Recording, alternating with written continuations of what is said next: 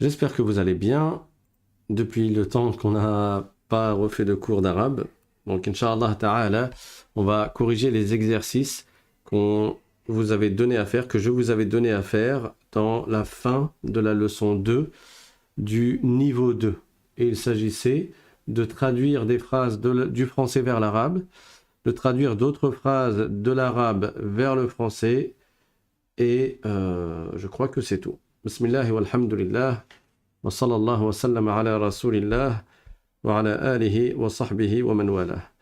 Donc j'espère que vous avez fait l'exercice. C'est vrai que ça remonte à un peu loin. Encore une fois, j'espère qu'on va être plus régulier, comme je l'espère toujours de toute manière. La première phrase qu'on avait vue et qui était à faire, c'était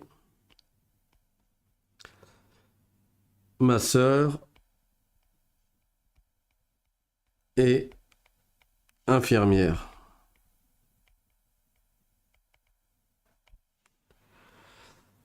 Donc la traduction que je vais mettre en rouge est Urti. Normalement, vous avez appris par cœur ce mot. Urti, ça veut dire ma sœur. Et infirmière, c'est mumarridatun. Mumarridah. Est-ce que c'est suffisamment gros ou bien vous avez besoin que j'écrive plus gros? Urti mumarridah. Comme je vous avais expliqué dans le cours précédent, en arabe, quand il y a une phrase nominale, il n'y a pas besoin de l'auxiliaire être, comme en français. Ma sœur est une infirmière. En français, tu as besoin du verbe être, de l'auxiliaire être. Alors qu'en arabe, tu vas tout simplement mettre urti, ça veut dire ma sœur, et tu vas mettre mumarridah, ça veut dire infirmière, et on comprend de la phrase que infirmière, c'est l'information qui est donnée au sujet de ma sœur. Ma sœur est infirmière. Urti mumarridah. C'est bon pour tout le monde? Deuxième phrase qu'il fallait faire. Mon grand-père est couturier. Ceux qui n'ont pas fait l'exercice, vous pouvez réfléchir à la réponse. Mon grand-père est couturier.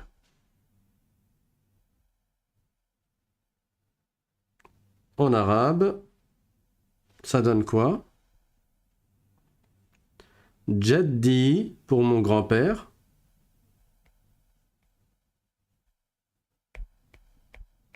Jaddi. On n'oublie pas de prolonger.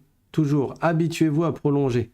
Jaddi, il y a un ya à la fin du mot. Ne dites pas à la française Jaddi, Jaddi. Quand il y a une prolongation, il faut absolument prolonger.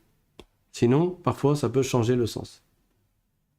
Jaddi khayyatun, couturier. C'est khayyat. Jaddi khayyat. C'est bon? On passe à la phrase suivante.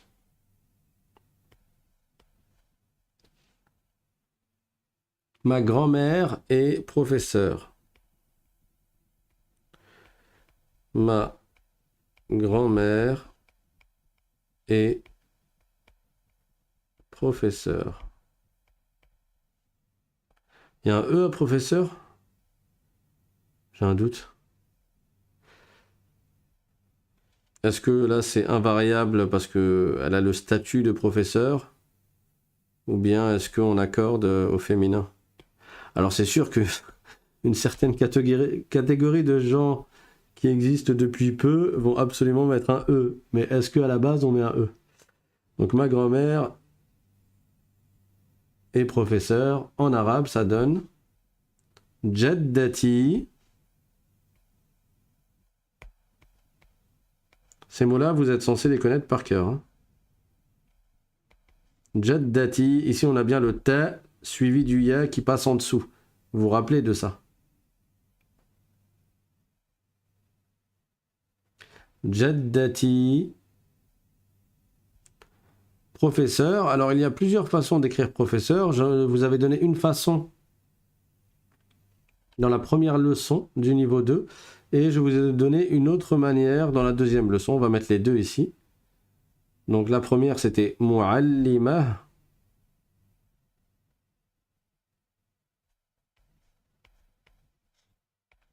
C'est ce qu'on entend souvent dans les écoles pour enfants. Les enfants, ils appellent la maîtresse mu'allima. Il y a la mu'allima, elle a dit de faire ça, par exemple. Mais il y a également... Donc, mu'allima, c'est mu'allimatun, hein, comme d'habitude.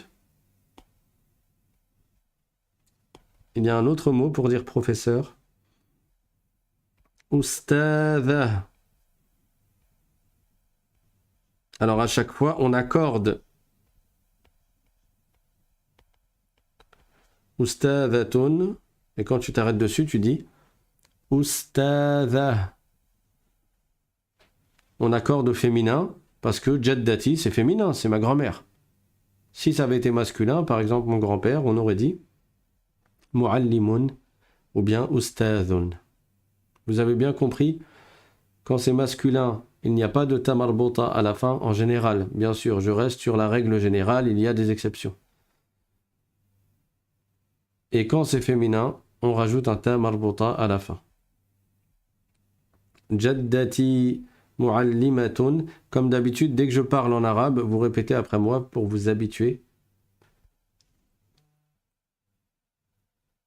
Ou bien Jaddati ustadhatun.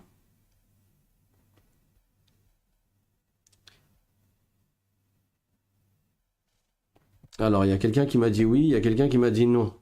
Il y a un E ou pas à une professeur? On va demander à Google.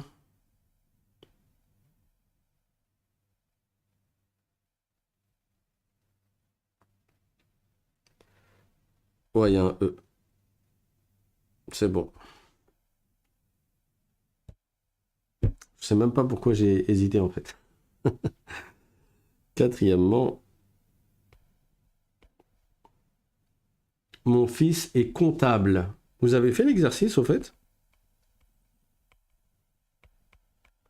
Avec toutes les semaines que je vous ai laissées. Mon fils est comptable. Ça donne Ibni. Ibni. Vous vous rappelez le noun? On fait le ba. Et au lieu de faire le noun, normalement de sorte à redescendre et après faire un ya, on passe du haut du noun directement au ya. Comme ça. Ib. Là, on fait le haut du noun et on fait directement un ya complet. D'accord? Donc là, il y a vraiment la lettre ba, la lettre noun et après la lettre ya. Ça aussi, on l'a vu plein de fois dans la première leçon. Donc, Ibni muhasibun.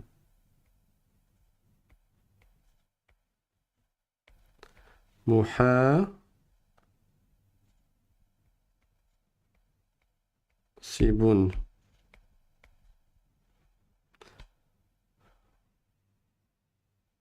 Muhasibun.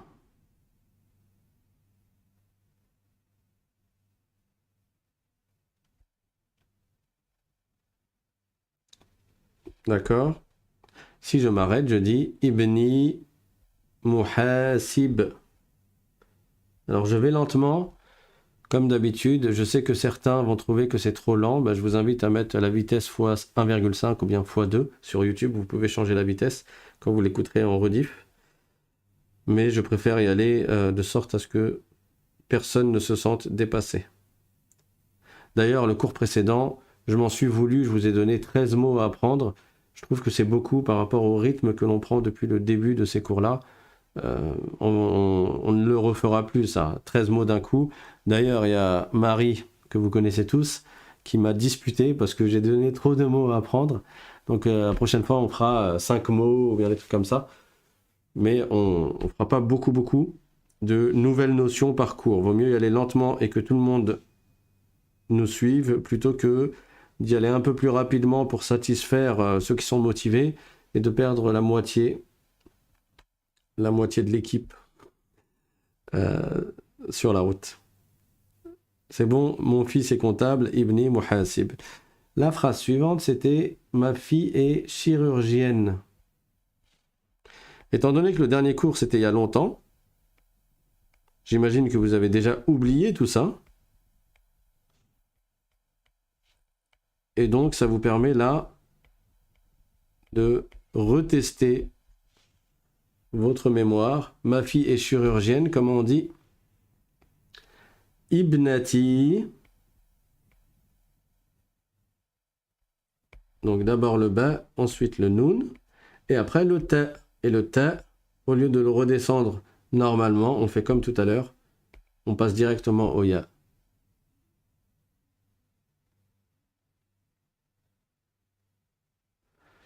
Ibnati.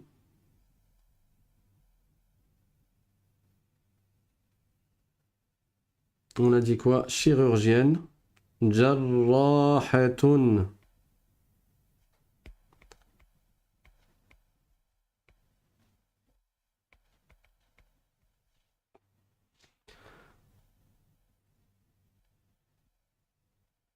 Alors, quelqu'un a écrit, pour professeur, on peut aussi dire mudarrisun. C'est vrai. Mudarrisun, et pour une femme, mudarrisatun. Mais bon, vous avez déjà muallimun et ustadun. 2 mots suffisent pour le moment. Ibnati jarraha. Ibnati jarraha. C'est bon?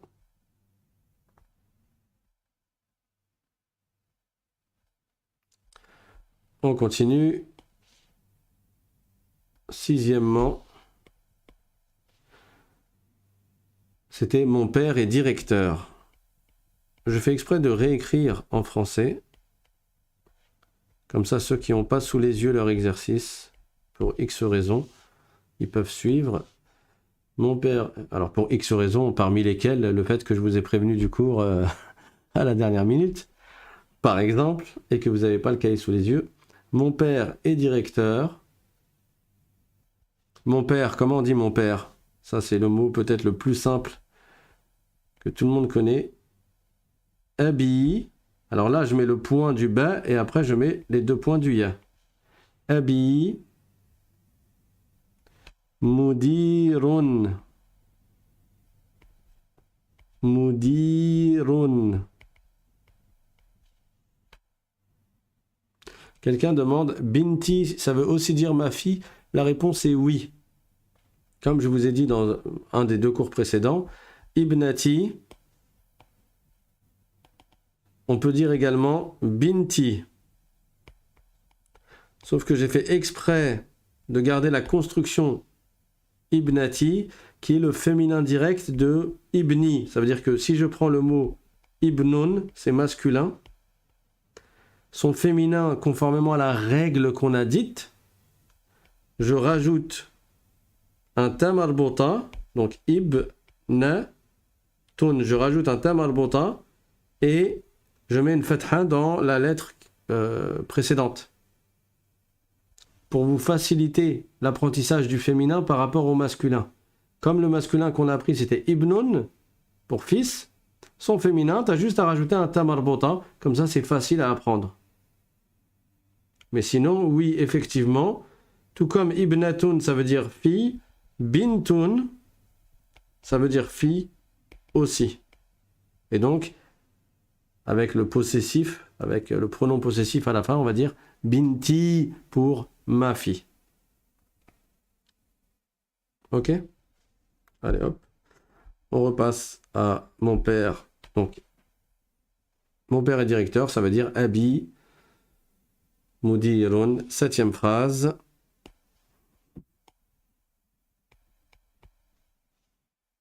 Ma maman et boulangère. Dites-moi si vous avez besoin qu'en français j'améliore la police d'écriture ou si c'est lisible. Ma mère est boulangère. Ça donne Ummi. N'oubliez pas la prolongation. Ummi. Avec une dhamma sur la hamza plutôt, c'est mieux.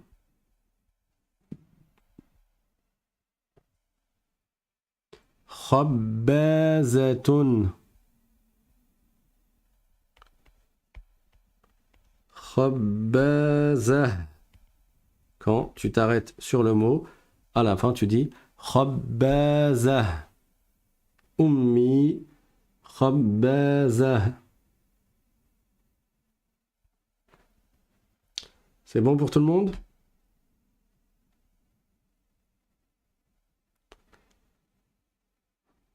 Huitièmement.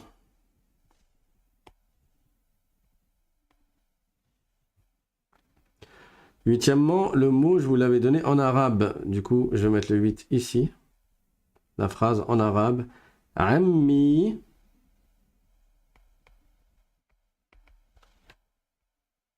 Sa'iqun. N'oubliez pas de lire après moi. Ammi. Sa'iq. Alors, il y a quelqu'un qui a dit non, attends. Du coup, j'attends. Après, à la limite, tu peux mettre pause. Comme ça, tu réécris. D'accord? Ammi sa'iq. Là, il faut traduire. Ammi, ça veut dire quoi? C'est un mot qui est très connu aussi. Donc, ça veut dire mon oncle paternel. Parce qu'en arabe, il y a une distinction entre l'oncle paternel et l'oncle maternel. Paternel, c'est ammi, et maternel, c'est khali. Donc, mon oncle paternel, il est sa'iq. Ça veut dire il est chauffeur.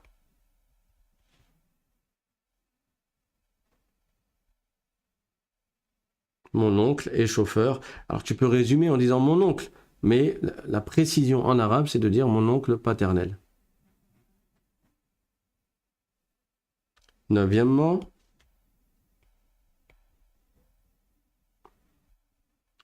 c'était ammati tabakha.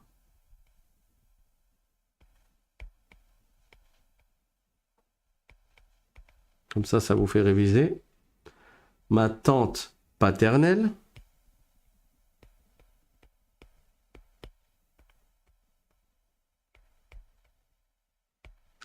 Elle est quoi?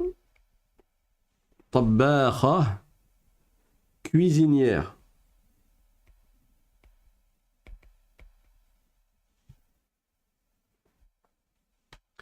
Ma tante paternelle, ammati, elle est cuisinière. Ça va, vous arrivez à réviser un peu, ça vous revient? Dixièmement, khali, fallahun.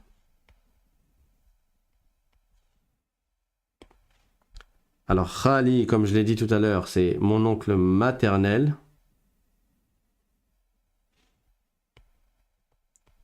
Mon oncle maternel. Il est fallah, donc agriculteur ou bien cultivateur.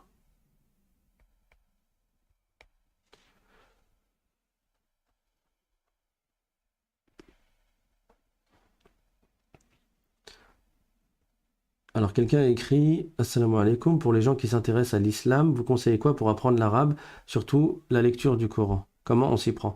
Alors, si la personne s'intéresse à l'islam, je lui conseille la chaîne L'Islam Simplement, et particulièrement le cours qui s'appelle « Pourquoi, quand et comment se convertir à l'islam ?» si la personne n'est pas musulmane. Sinon, les différentes playlists sur la chaîne L'Islam Simplement. sur la croyance, la purification et la prière, sur les prophètes, sur le prophète Mohammed, sallallahu alayhi wa sallam, et ainsi de suite.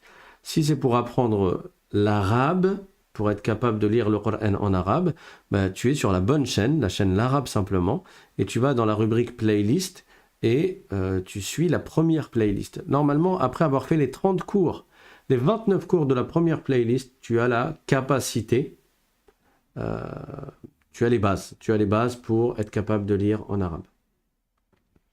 Donc, Khali Fallahun, mon oncle maternel est agriculteur. 11e,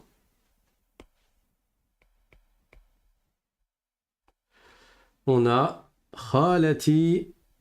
Tout ça, on l'avait déjà écrit dans le cours précédent. Dans le cours numéro 2, dans la playlist numéro 3, puisque c'était le niveau 2. Khalati sahafiyatun.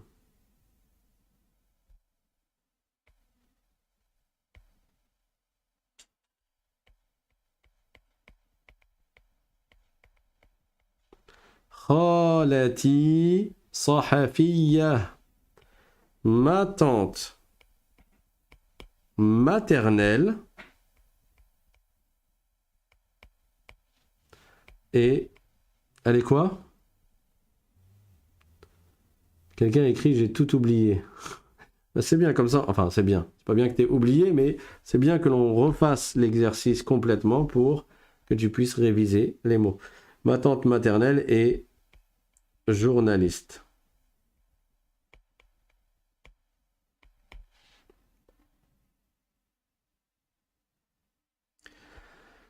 C'est bon pour tout le monde? Il restait un dernier petit exercice, c'était avec les cousins. Vous vous rappelez? Je vous avais écrit en arabe Ibn Ammi, Ibn Ammi, et je vous avais fait la traduction, ça veut dire le fils de Ammi, donc de mon oncle paternel. Donc, il n'y a pas un mot qui est identique au mot cousin en arabe. Mais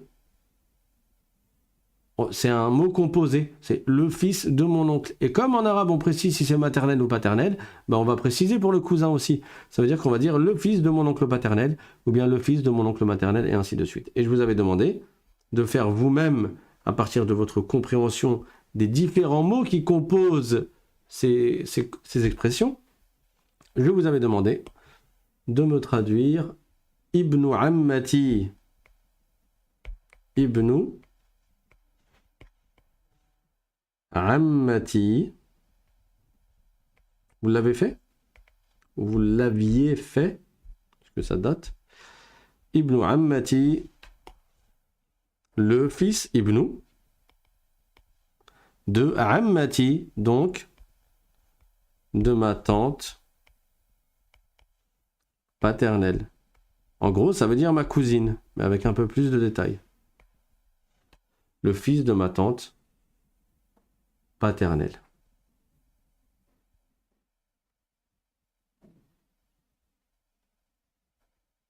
Donc on a Ibn Ammi, Ibn Ammati.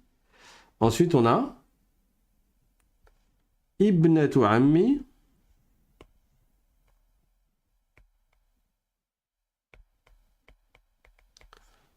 Ibnatu Ammi. Ça donne. Ibnatu, c'est la fille.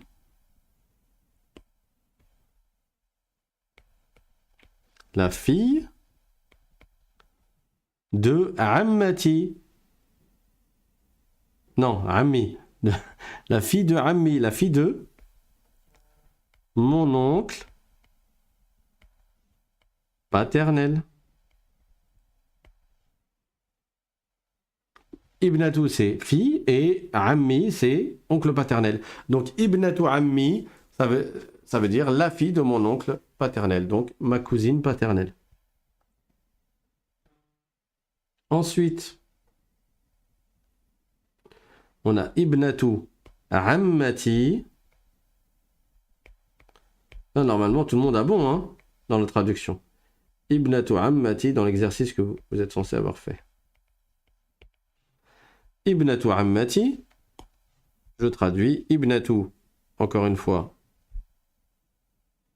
la fille. C'était dans cet ordre-là qu'on avait fait?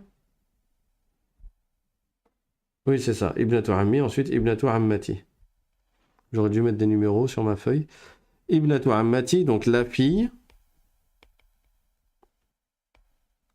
de ammati, c'est-à-dire de ma tante paternelle.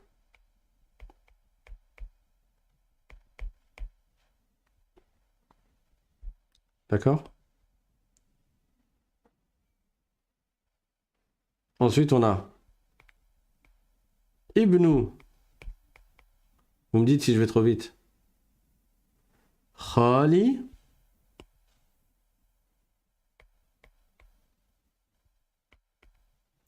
Ibnu Khali. Donc ibnu, je traduis par le fils. Et Khali, c'est le fils de mon oncle.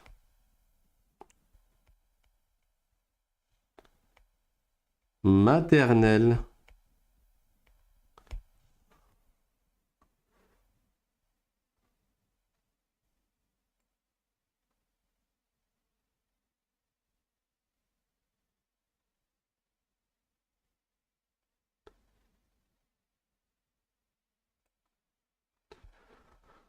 Alors quelqu'un demande, pourriez-vous refaire des vidéos sur la chaîne Apprendre le Coran simplement avec l'apprentissage d'une nouvelle sourate? Oui, c'est prévu.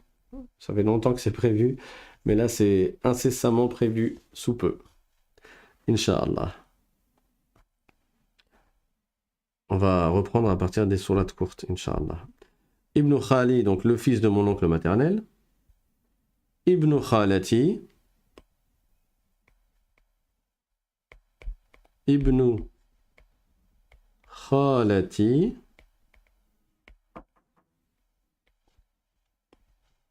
C'est quoi? Le fils de ma tante maternelle.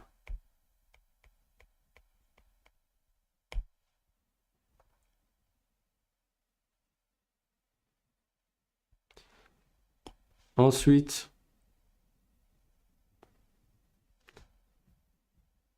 Ibnatu Khali. On a presque fini. Ibnatu Khali.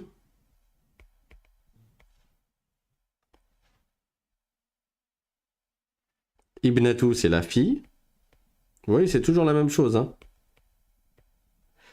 La fille, Khali, c'est mon oncle maternel. De mon oncle maternel. Et il reste quoi?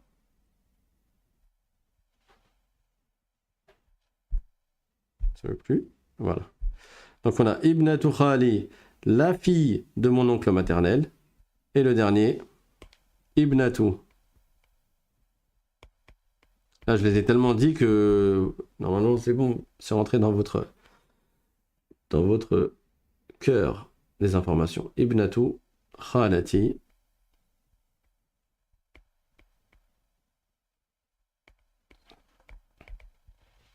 C'est quoi? C'est Ibnatu, donc la fille. Et Khalati, c'est ma tante maternelle. Voilà pour ce qui est des exercices qu'on avait, que je vous avais donné en fin de cours précédent. Le prochain cours, il arrive très bientôt, Inch'Allah. Barakallahu fikum. Pour ceux pour qui c'est allé trop vite, n'hésitez pas à le revoir, le cours, en mettant des pauses à chaque fois. Et entraînez-vous à répéter après moi à chaque fois que je lis en arabe pour habituer votre bouche et votre mâchoire et votre langue à s'exprimer en arabe. Barakallahu fikum. On va s'arrêter là. Ce sera une petite leçon. Et je vous donne rendez-vous dans quelques minutes. On va faire une séance de questions-réponses, Inch'Allah, sur la chaîne L'Islam Simplement. Je rappelle pour ceux qui sont nouveaux parmi vous que vous pouvez vous inscrire pour recevoir les liens des cours quelques minutes avant chaque cours. Il suffit d'envoyer un mail à l'arabe sans apostrophe point simplement @gmail.com. Pour l'autre information que je dis d'habitude, j'ose même plus la dire là, ça fait tellement longtemps qu'il n'y a pas eu cours. Barakallahu fikum. سبحان ربك رب العزة عما يصفون وسلام على المرسلين والحمد لله رب العالمين والسلام عليكم ورحمة الله وبركاته.